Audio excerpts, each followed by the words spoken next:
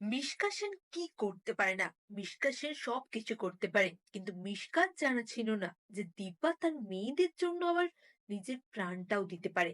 তাই তো মিশকা দিব্যার কাছে কোনোদিনই এর আগে যেমন পেরে ওঠেনি, তেমন এবারেও পেরে উঠল না।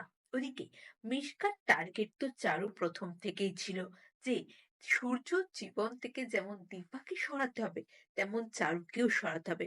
তাই মিশকা চারুকে ফোন করে। চারুকে ফোন করে বলে যে অলি তার কাছে আছে।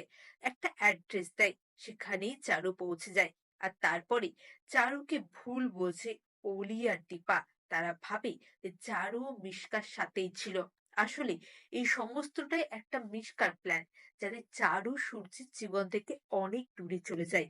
হ্যাঁ বন্ধুরা, ওইদিকে দীপা তো নিশ্চিত ছিল যে সে ওখানে অলিকে দেখেছিল, কিন্তু হঠাৎ করে অলি কোথায় যাবে? কেউ যদি অলিকে নিয়েও যায়, বেশি দূরে তো নিয়ে যেতে পারবে না।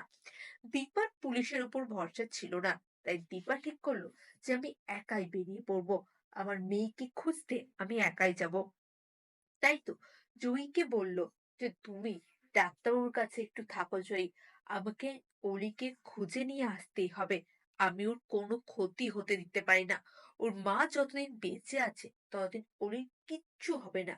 তারপরে একটা গাড়ি গাড়ি দেখতে পায় দীপা। সে গাড়িটাকে এসে ফলো করতে শুরু করে। ওইদিকে মিশকাত তার প্ল্যান সাজিয়ে ফেলেছে যে সমস্তটা সে করবে, অথচ দোষ যাবে চারুর দিকে, যাতে সূর্য চারুকে তার নিজের জীবন থেকে একদম ডিলিট করে ফেলে। অথচ মিশকাকে তেমন কিছুই করতে হলো না। ওইদিকে দীপা যখন মিশকার ডেরায় এসে অলিকে খুঁজে পায়, তখন মিশকার সাথে চারুকে তারা দেখতে পায়। চারুকে দেখার পরে তরি বলে, চারু আন্টি, তুমি মিশকার সাথে, মানে তুমি মিশকা আন্টির সাথে মিলে আছো? দিয়ে তোমরা দুজনে আমার এত বড় ক্ষতি করতে যাচ্ছিলে? আমি ভাবতেও পারছি না চারু আন্টি যে তুমি এরকম কিছু করতে পারো। আমি তোমাকে কতটা ভালোবেসেছিলাম, নিজের মায়ের জায়গা দিয়েছিলাম চারু আন্টি। আর সেই তুমি আমার সাথে এমনটা কি করে করতে পারলে?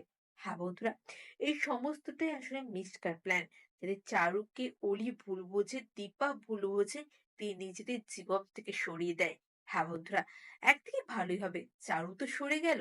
এমনটা হলে কেমন লাগবে অবশ্যই কমেন্ট করে জানান। চ্যানেল নতুন হলে প্লিজ প্লিজ চ্যানেলটা সাবস্ক্রাইব করে দিন। অনেক ধন্যবাদ।